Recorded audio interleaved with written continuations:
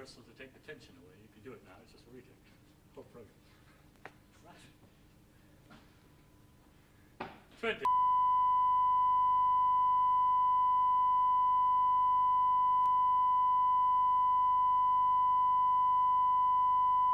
Ten, 9, 8, 7, 6, 5, 4, 3.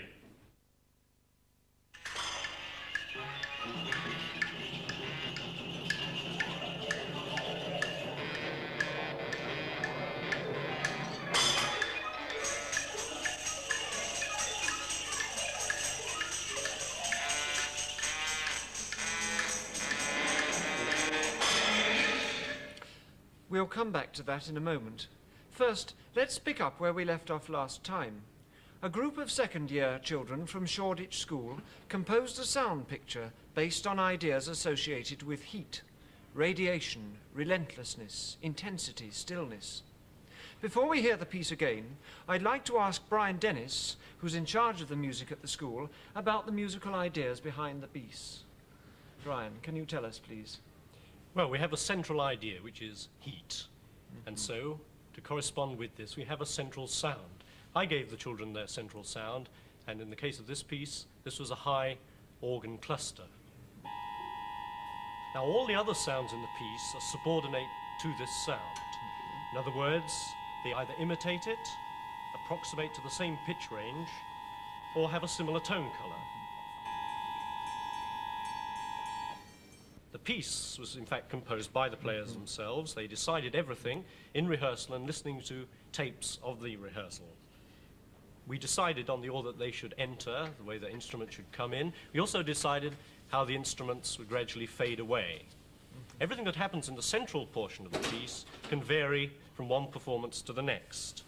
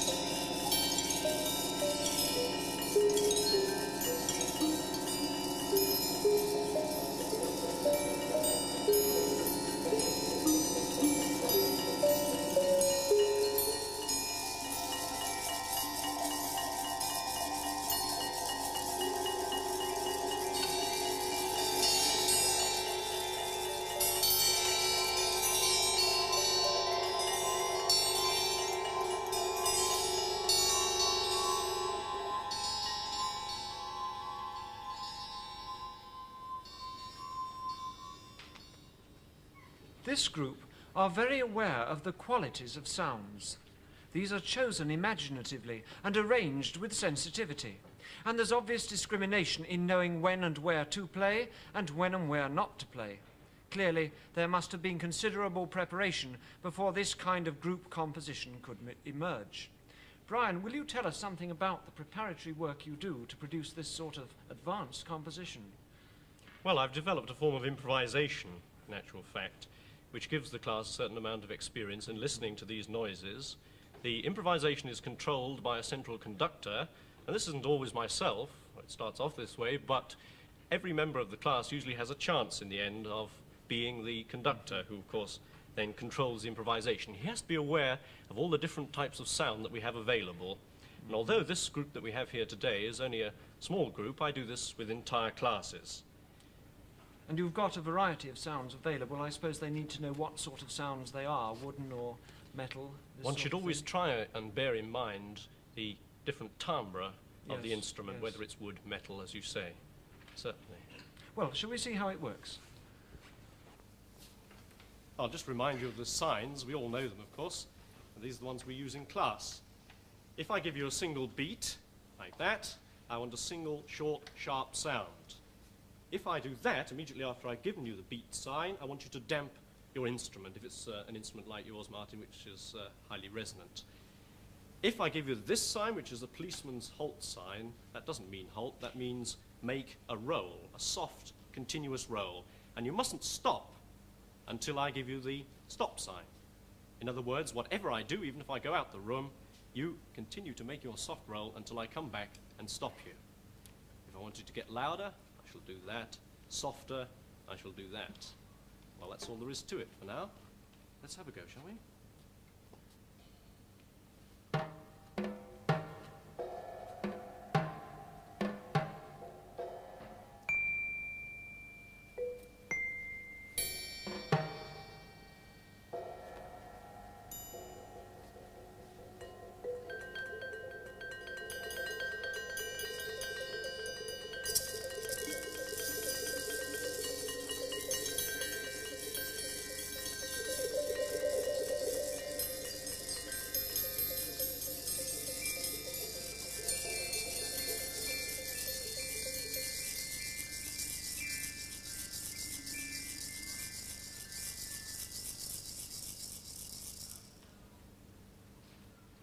Very good. A natural extension of this approach is to use the tape recorder to add further colour and variety. Brian, I know you regard a tape recorder as an indispensable part of your musical apparatus. More than that, it's a means of making a piece of music. A piece of music that doesn't, in fact, need conventional notation or notation of any kind whatsoever. My sixth formers are making pieces of this kind, and an improvisation like the one we're going to hear now is the kind of material that we use distorted in this way.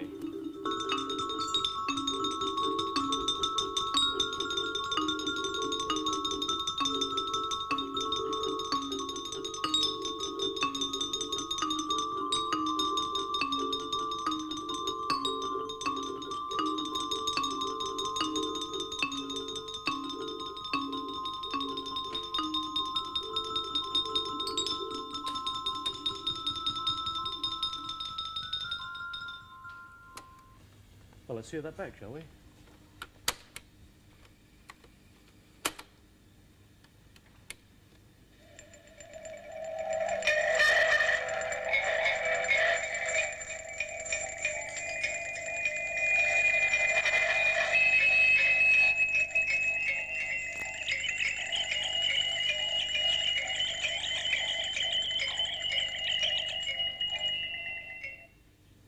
Well, what we heard you play live just now has been distorted in a number of different ways, in several very complex ways. Let's demonstrate one or two of these taken separately, very simply. One of the common procedures we adopt is to speed the sound up. This is very simple. We record at one speed and we play it back at a faster speed. Now, we'll demonstrate this now. I shall make some sounds on the cymbal with a violin bow. The tape recorder will record these at one speed and then we'll play them back at another. Ready?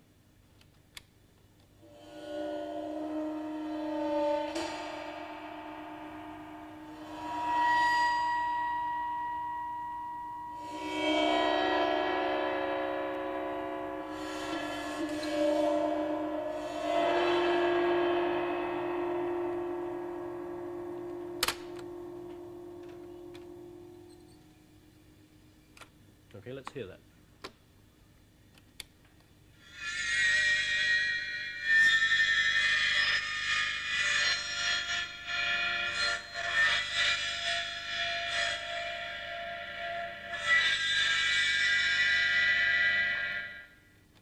Well, there's a very simple but effective technique. Another one that we use from time to time is just varying the volume of recording violently. And in this case, I'm going to make strokes on the cymbal.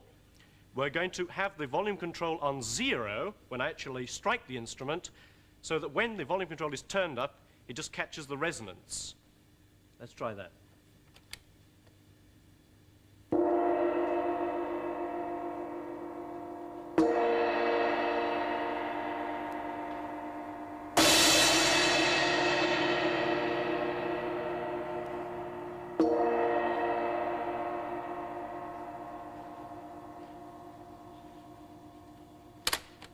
Now that's going to sound considerably quieter, but let's hear it back.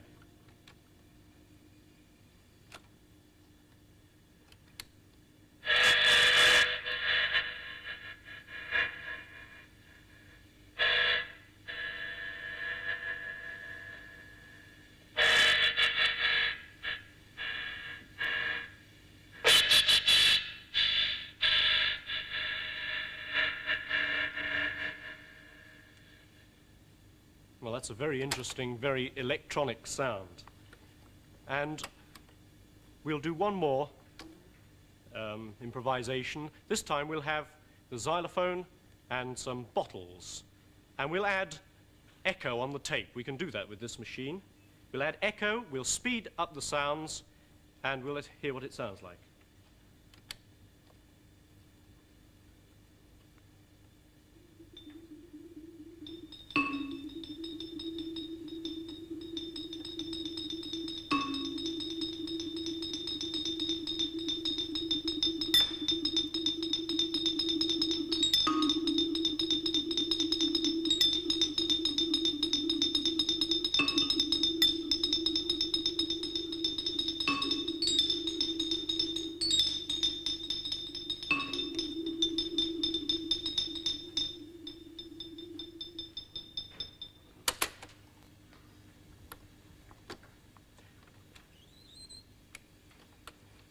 And finally, let's hear that sound. Don't forget there's going to be some echo on our recording of it.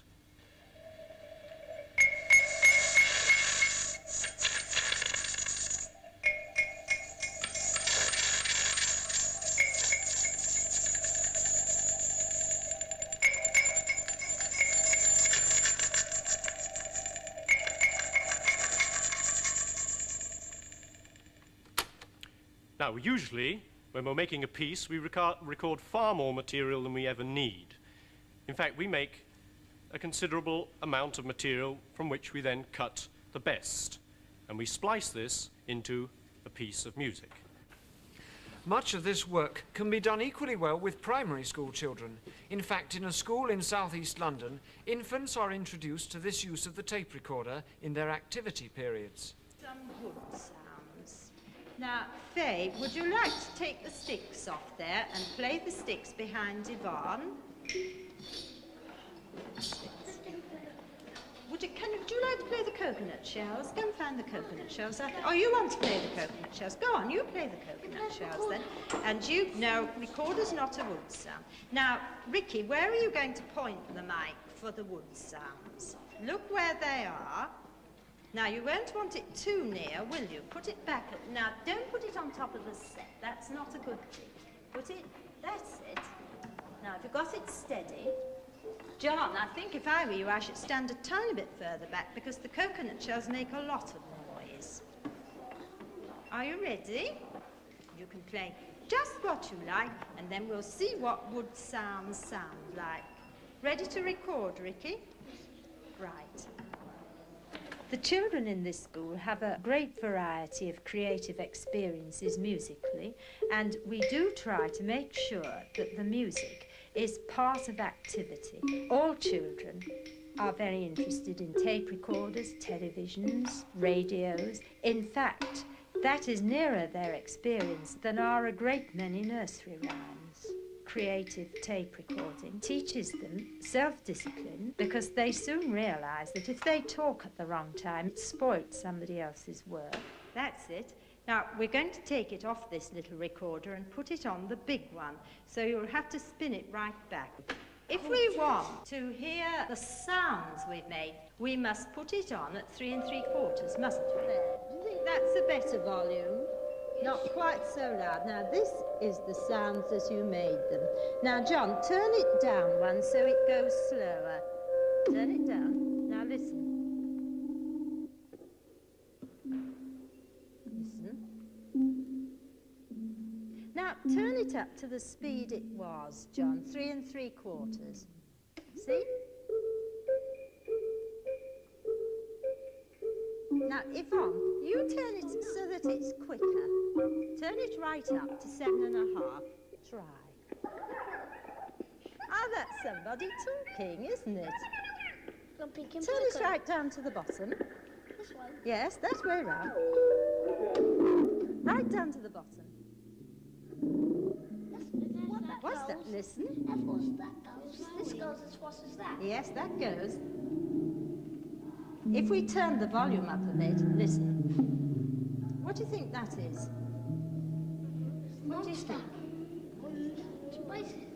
I think it is a monster, don't you? I do find that it's quite possible to have a small group in a corner doing this work while other children get on with other activities. If they want to record anything rather special or want real quiet, they can always find some kind of place where they can go and do it on their own. In this particular work, I did suggest that they might like to think of astronauts going round the moon. John wrote a story, but you will see that he doesn't mention it, but he has got some sort of idea. It's rather like throwing a stone into a pool and seeing what happens to the ripples. John, you play the drum. Faye, you play the telephone. And Yvonne, you blow the bubbles. And Debbie, you do the water.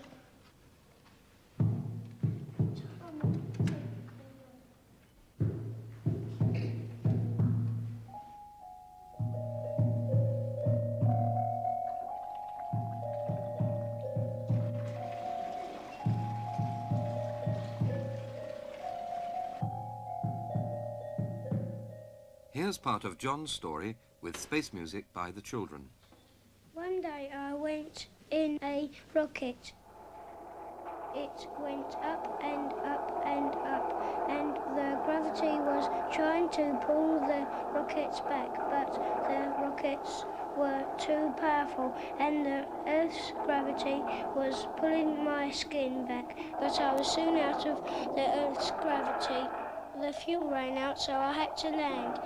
It was the planet's galaxy. I checked to see if there was any air, but there was not any, so I put my helmet on and opened the capsule door and looked around.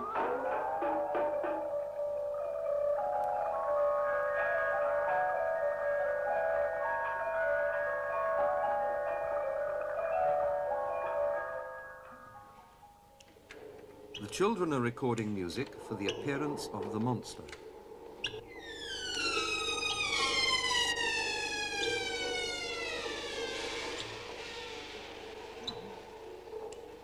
There were high rocks and mountains. I set off to explore, and I saw a monster. It was very strange. It had brown eyes. It was all pink. It had very sharp claws. It had a tongue like a snake, and I aimed at it, and it ran at me. Then I shot at it, and it fell to the ground, and I guessed it was about 17 meters tall. That music was made up by the infants by mixing live sounds with recorded sounds. Now let's see the same sort of thing at a secondary level. Here is the score of a composition made by, in fact, the girl who is going to be controlling and conducting the group.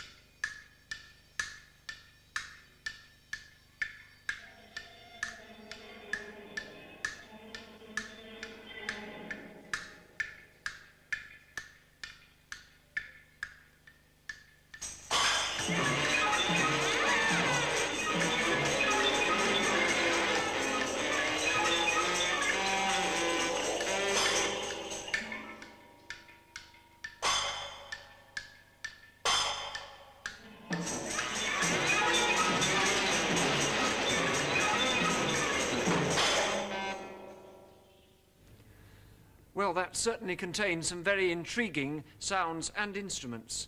I have with me here in the studio Roy Cooper from the school. Roy, you had some very odd instruments. What was that curious thing that you played with a sort of bandaged finger? Well, that was a development of this. Here is a multivibrator, the basic tone-forming circuit found in electronic organs. I see. And here are the keys with which you pitch it. Now, what you actually saw was one of these keys enlarged on a block of wood and then activated by metal foil wrapped around the finger and touching it. And this tape loop you had going, it looks to me a rather simple sort of tape deck. Is there some trick with this? No, it is a very simple one, a very cheap one. The advantage of this model being that it alters the speed of the tape by putting on these little capstans here. So we had a number of these made of different diameters, and this altered the speed of the tape to anything we wished, thus altering the pitch of the sound. I see, so basically it's a very cheap one-speed machine, and you've made it play by a simple device at very many speeds indeed. Yes. Good. I also saw that you were, at least one of your children was bowing a sheet of metal, and that this seemed to be amplified through perhaps the tape recorder. Can you show how this works? Yes, as you say, just an ordinary simple sheet of metal hung on wire with a lapel microphone attached here and here. Now, these pick up the minute sounds which occur in the metal as soon as it's touched. You can buy these at radio shops very cheaply for a few shillings. Do you make sort of bizarre, strange noises just for the sake of it, or do you think there's some sort of educational value to be had from this work for the children? Well, the children do have bizarre noise-making sessions as play, but I think this is quite a valuable experience. But they soon learn that once they get used to the sounds, they need some other form of organisation if they're going to get more enjoyment. So naturally they progress to electing a leader, a conductor, and they find there's some need for notation of a sort, so they invent one, and they've progressed then from play to composition without actually being taught. Finally, let's hear part of a discussion that went on when the class were preparing some music for improvised drama, which was later filmed. This drama was based on an inscription the children had seen on a tombstone in the local churchyard. From this, the children themselves have built up a legend, which they act, and for which they've composed the music. Yes, we've got a problem here. Somebody's speaking with instruments playing at the same time. Now, what are you going to do if the voice isn't loud enough? Having more people speaking and quieting down the instruments. Yes. Or one person shouting louder, that would do it. Which effect do you want, you see? One shouting loudly or a lot of people speaking quietly? So a lot of people speaking, sir. Yes. No, I think that would be better. Well, shall we try some of the music that's going to be played at the same time? Have you got that crowd one there? Come on, let it run.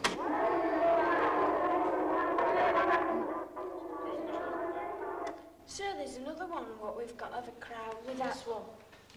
That one, no, it's that one. Well, let's He try likes both. that best, Pick though. the best. Go on, put it on, let's hear it. I think these will be quite good.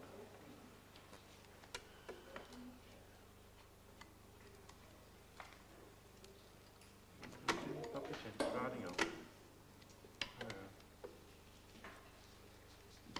And now.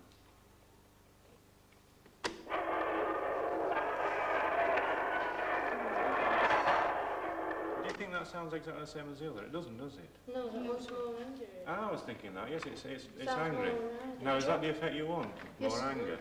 Well, shall we keep that one and not have the other one then? Try it again, just to make sure. I'd rather have the other one.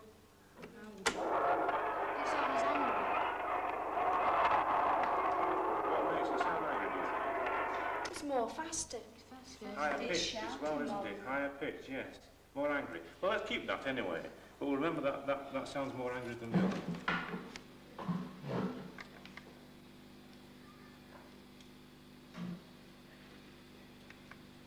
Now, what sort of sound is it that you want? Sir is going to have some kind of running, low, or medium pitch. Have a go then, see what you can get.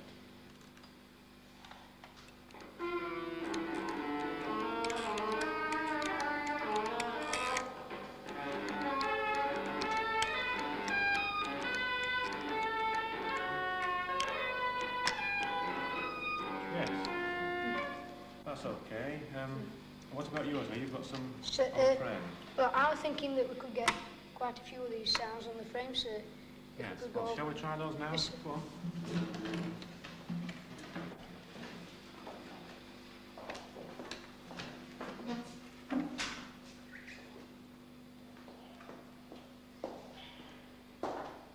So I thought that we could use this one for the sound of the day.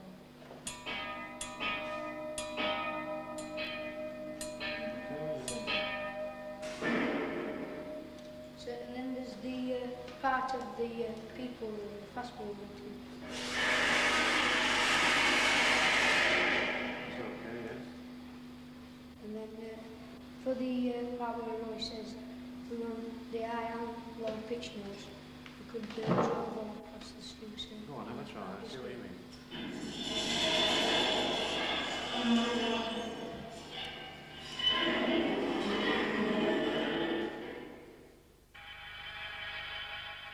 This stone was erected by the parish of Adwickler Street as a memorial of that severe pestilence, the cholera, which in the month of July 1832, with a fearful suddenness, destroyed 5 of the inhabitants of Ampool.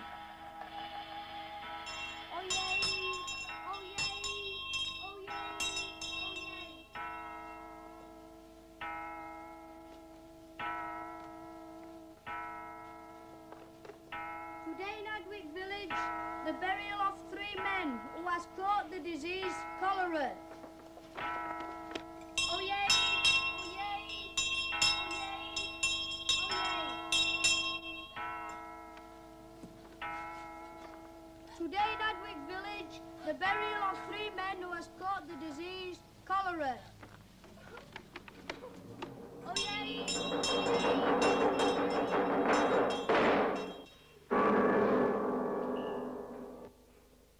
I wonder what this dreadful disease could be.